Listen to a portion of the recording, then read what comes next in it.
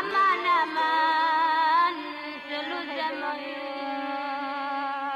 Ay felek ama kayne. Hey le le le le le le le le. Hey le le le le le. Aman aman aman dilo derde yaret be kulo jane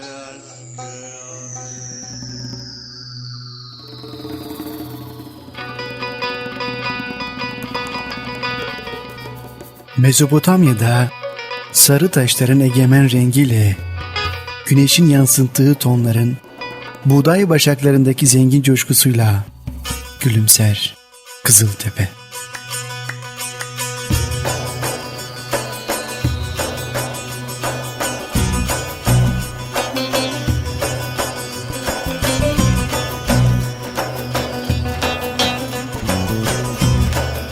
İlçenin en eski adı Dunaysır'dır. Daha sonra Koçhisar adını almıştır. Artukoğulları döneminde gelişme gösteren kasaba, bu dönemde Diyarbakır-Musul ve Urfa-Musul yolu üzerinde önemli bir ticaret merkeziydi. 1931'de Kızıltepe adıyla ilçe merkezi olmuştur. 2014 yılı genel nüfus sayımına göre ilçenin kesin nüfusu 226 bindir.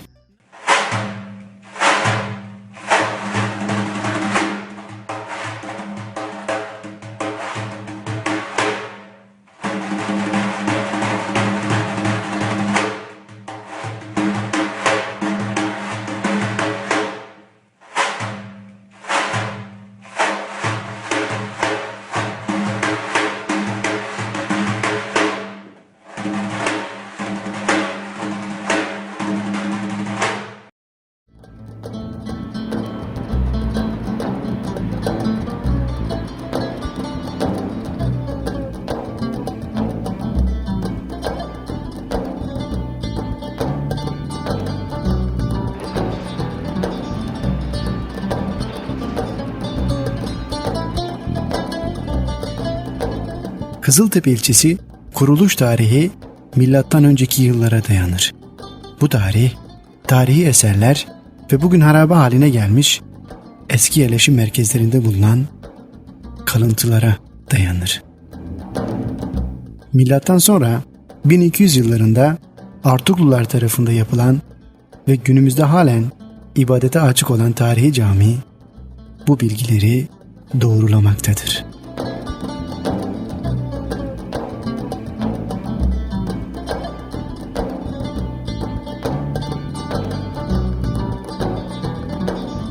Yapılan araştırmalara göre şehir birçok kez savaşlar sonucunda harabeye dönüşüp yer değiştirmiştir. Buna göre ilk yerleşim alanı bugünkü şehir merkezinin 10 kilometre güneyinde bir köy yerleşmesi olan Harem Haddad'tır. Harem Haddad ev kevne u mebviha sini naveveliye ev قرى حدادايي وبرجي هنجفي هسني بقميونا اف هسن الدوساوان مايي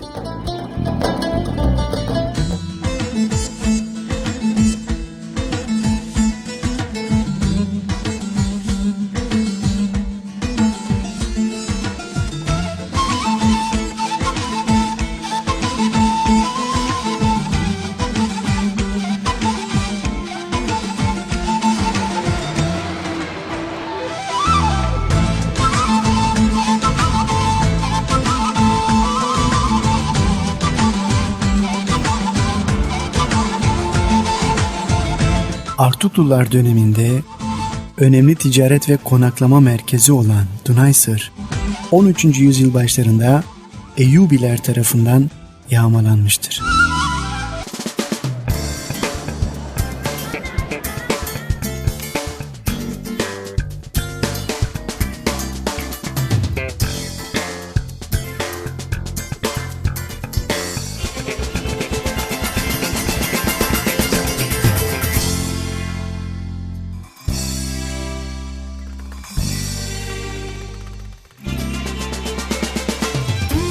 Kızıltepe, Mezopotamya'nın verimli toprakları üzerinde kurulmuş olması Asya ile Avrupa kıtaları arasında önemli bir ticaret yolu olan İpek yolunun kavşağında yer alması nedeniyle tarih boyunca önemli bir yerleşim merkezi olma özelliğini korumuştur. Bu özelliği nedeniyle birçok savaşlara sahne olmuştur ve çeşitli milletler tarafından birçok kez yağmalanmıştır.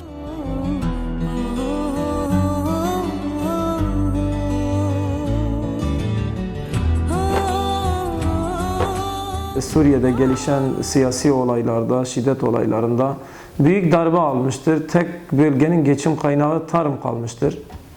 Tarım ticaretinin de merkezi Kızıltepe'dir. Mardin ve 9 ilçesinin tarım pazarı Kızıltepe'dir. Buğday pazarı diye halkımızın dilinde tanımlanan hububat ticaret merkezi buğday pazarı deniliyor. Sadece Kızıltepe'dedir ve hatta Habur'a kadar Şırnak ilimize bağlı olan Cizre ve Silopi'nin tarım ürünleri de Kızıltepe'ye geliyor.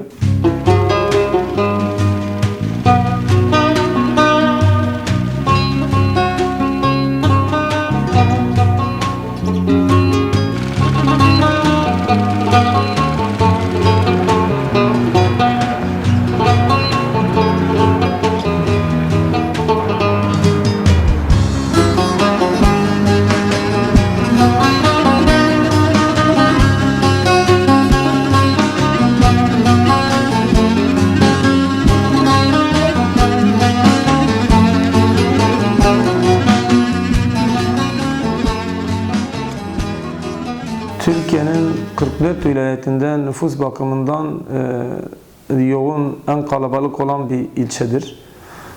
Nüfusu son sayımında 240'a dayanmıştır. Dünyanın en verimli toprakları kabul edilen Mezopotamya Havzası'nın merkezinde yer almaktadır. Asya ile Orta Doğu'yu birbirine bağlayan tarihi İpek yolu dediğimiz E90 karayolu üzerindedir.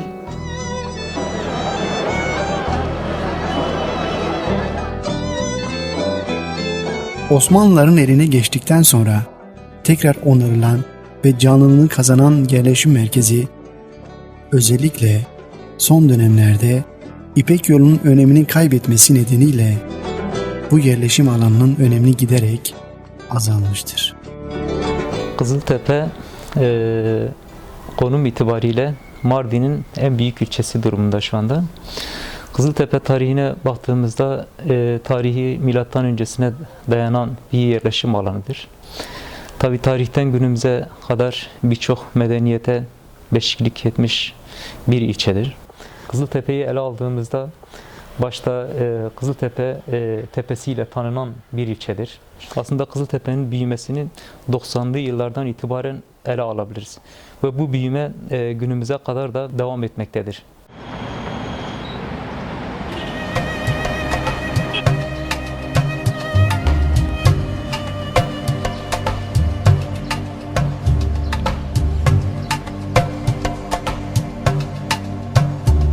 Eski adı Koçhisar olan bu şehrin adı Cumhuriyet döneminde 1931 yılında Kızıltepe olarak değiştirilerek Mardin'e bağlı bir ilçe merkezi yapılmıştır.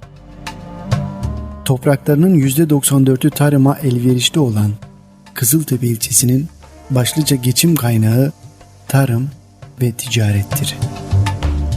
Özellikle son yıllarda pamuk tarımı önemli bir sıçrama göstermiştir. Tarıma dayalı sanayinin beklenen gelişmeyi GAP'ın ilçeye ulaşması ile sağlayabileceğini bilinmektedir.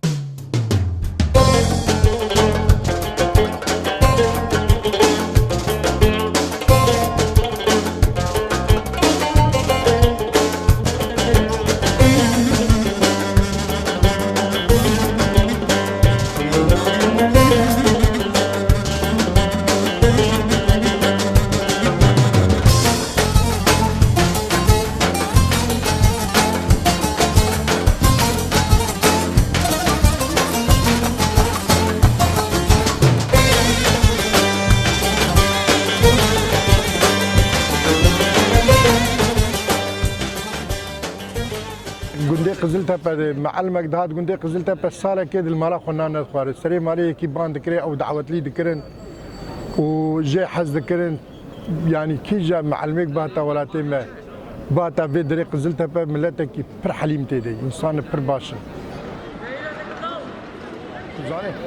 آنها ملتي سوري هاتي نافي ملتي ما بره هاتي نافي ملتي ما اف ملتي ما قدري وان زيدن زانه قال لك جي خانيا بكري نادو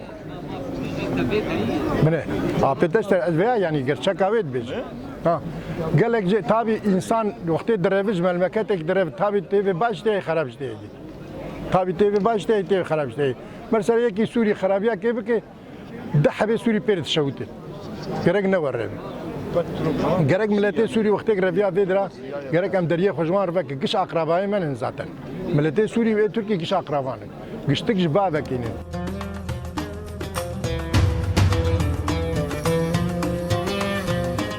İlçenin E24 karayolu düzergahında olması nedeniyle ticaret sektörü günden güne büyümektedir. İl genelinde bulunan tarıma dayalı sanayi işletmeleriyle diğer fabrikalar merkez ilçe ile Kızıltepe arasında bulunmaktadır. Canda tükül babıçanda Tesozek ver o cahada Şevçu canet nehati Ezmam heyam elevanda Canda tükül babıçanda Tesozek ver o cahada Şevçu kurban nehati Ezmam hetam elevanda Koçaz var ki etma mevli vara U ne gazi u ne perin Ne figan u hevara Ezmam pe khada pe hogru Havale bebek felek Ez duri kısım jiyara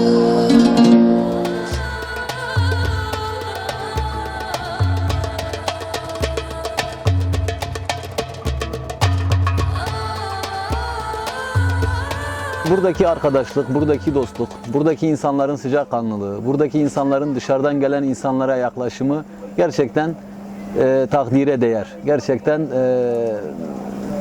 sözü edilmesi gereken bir davranış şeklidir. Kimin ihtiyacı varsa, tanıdık olsun olmasın, yardımına koşar. Gece yarısı olsun, sabahın erken saatleri olsun, hiç fark etmez. Cebindeki kuruşun yarısını bile düşünmeden ihtiyacı olan insana verebilecek tarzda bir insandır Kızıltepe insanı. Zaten günümüzde bunun örneklerini fazlasıyla yaşıyoruz ve bunu gösterdiğimizi de zannediyorum.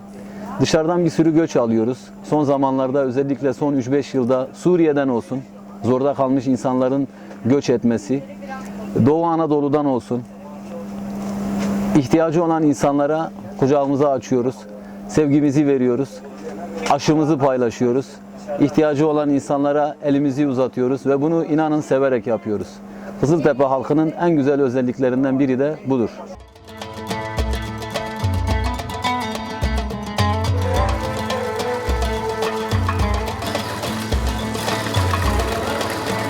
Kızıltepe, merkez ilçe dahil olmak üzere bütün ilçeler içerisinde gelişme potansiyeline sahip en büyük ilçedir. İç göçleri kendine çeken özelliğiyle bugün merkez ilçe nüfusunu 2'ye katlamıştır. Evet, ben dünyanın en uzun adamı olarak Mardinli Sultan Kösen Kızıltepe nüfusunda kayıtlıyım ve sürekli biz dedik şimdi ailemiz Derik'in bir köyünde ikametgah ettiği için biz de orada yaşıyoruz ve sürekli Kızıltepe'deyiz. Haftada 3-4 kez buraya geliyoruz. Kızıltepe çok güzel bir şey, yani Türkiye'deki 50 beldeden daha büyük bir ilçemizdir ama Kızıltepe'nin güzellikleri, Kızıltepe'nin insanları ve Kızıltepe'nin yani havası gerçekten çok seviyoruz. Biz her gün Kızıltepe'ye geliyoruz, arkadaşlarımızla geziyoruz, Kızıltepe'nin farklı yerlerini geziyoruz. Kızıltepe'mizi dünyaya tanıtmak istiyoruz. Yani büyüklüğünden, güzelliğinden, insanların iyiliksever olduğundan dolayı biz bunu dünyaya duyurmak istiyoruz.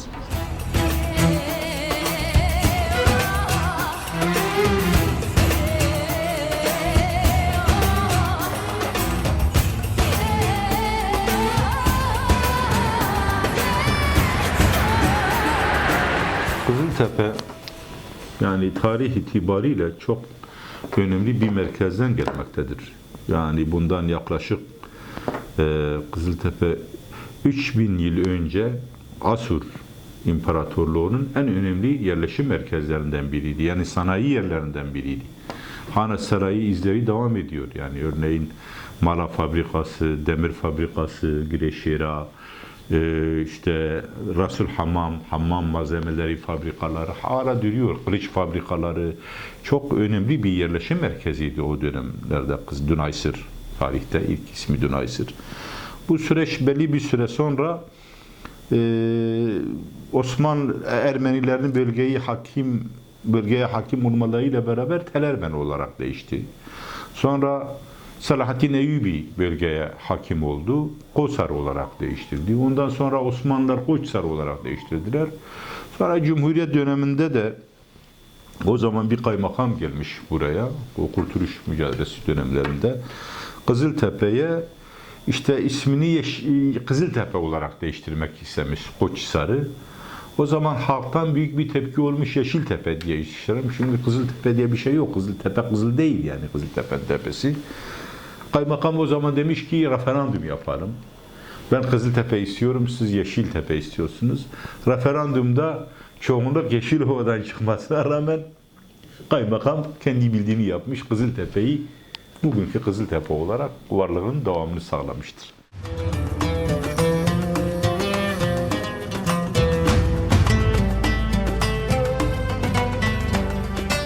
Kızıltepe'nin büyük bir gençlik potansiyeli ve enerjisi var. Bunu görüyoruz.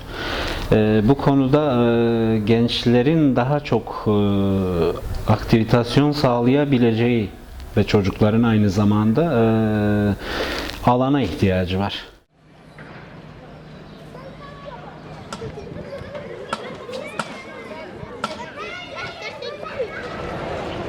Birlikte bir şeylerin düzeltilebileceğini ve güzelleştirilebileceğini, en azından şunu farkındayız. Bir yeri güzelleştiren orada yaşayan insanlarıdır. Ve bunu kültür ve sanatla daha kalıcı hale getirebileceğimize inanıyoruz.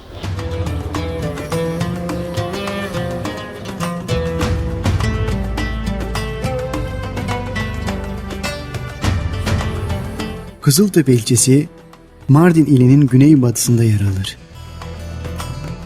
Doğusunda Mardin ve Nusaybin, batısında Derik yer alır. Kuzeyinde Mazıda ilçesi ile güneyinde Suriye Arap Cumhuriyeti Devleti sınırları ile içerilir.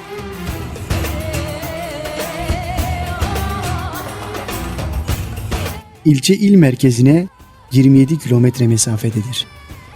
İlçe genel anlamda düz sayılabilecek bir alana kuruludur.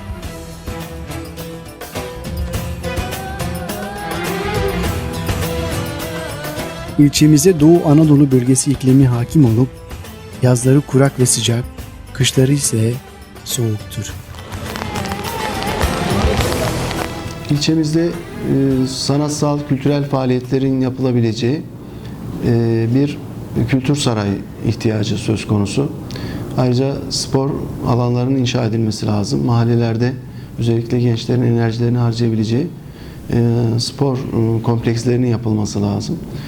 İlçemizde bir yüzme havuzu, yani havalarının da uygun olduğu düşünülecek olursa yüzme sporunun geliştirilebileceğini düşünüyoruz. Önümüzdeki yıllarda böyle bir talebimiz var. Bu konuda milletvekilimiz de bu konuyla ilgileniyor. İnşallah gelecek sene için bir yarı olimpik, en azından yüzme havuzu düşüncemiz var.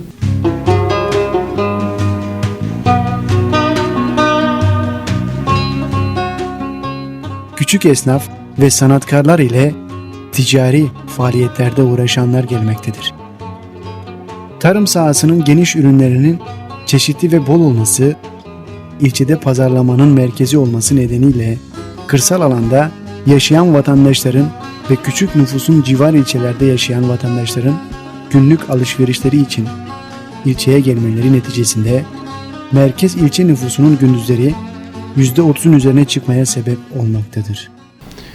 Kızıltepe'de insan yapısı spora elverişli, genç nüfus oranı çok yüksek. 77 bin civarında bizim ilkokul, ortaokul, lisede okuyan öğrencimiz var. Bunların spora yönlendirilmesi lazım. Bu sene spor lisesi inşaatına başladık. İnşallah önümüzdeki sene hizmete girecek. Tabii beden eğitimi spor yüksekokulu ihtiyacı var. Bu konuda Artuklu Üniversitesi ile görüşmelerimiz var. Umarım önümüzdeki dönemde Kızıltepe'de bir beden eğitimi spor yüksekokulu ve ziraat fakültesi açılır. Bunun yanında tabii bölgede OSB ciddi bir büyüklüğe sahip şu an. Türkiye'de 17. sırada ihracat rakamı olarak baktığınızda 1 milyar doları aşmış durumda OSB'nin buradaki yıllık ihracatı. Bununla beraber burada lojistik, işletme, finans, muhasebe gibi konular da tabii ön plana çıkıyor. Bu konuda da meslek yüksek okullarının açılmasına ihtiyaç var.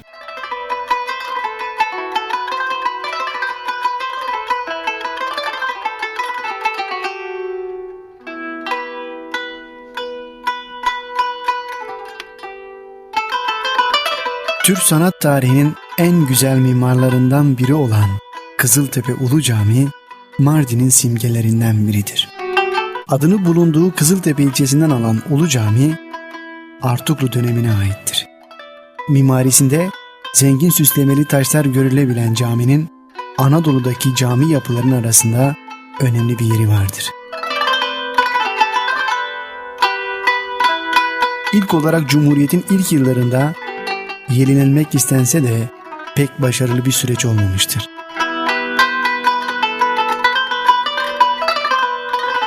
Cami, Mardin merkezden yaklaşık 47 kilometre uzaklıktadır. Bir süre harabe olarak kalmış ancak 1985'te faaliyete geçmiş ve harabe kaldığı için de halk arasında camiye harabe olarak, yani harabe cami olarak biliniyor. Camimizi yapan kişinin adı Yavlak Arslan, Artuklulardandır. Artuklu döneminde yapılan camimiz o dönemde birçok eserle birlikte yapılmış ve o zaman içinde Kızıltepe'mizde, o zaman için Kızıltepe'nin adı Düneysir'dir. Düneysir'in içerisinde büyük külliyeler, camiler, medreseler mevcuttu.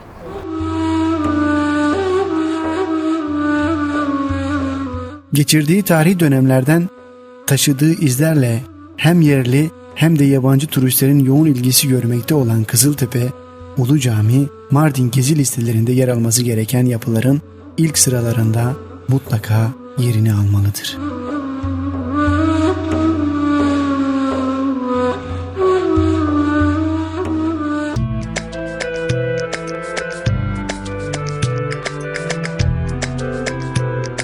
Güneydoğu'nun içinde gizlenmiş bir cennet olan Hurs Vadisi, Mardin Kızıltepe sınırları içerisindedir.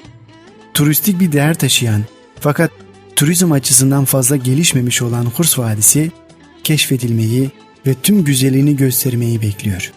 Bu vadi pek bilinmese de gidip görenleri gerçekten kendine hayran bırakıyor. Özellikle bölgenin yerli halkı sıcak ve boğucu havalardan kaçıp Hurs Vadisi'ne gelmektedir. Merkezlerde hava sıcaklığı 45-50 dereceyken vadide sıcaklık 30 dereceye kadar düşüyor.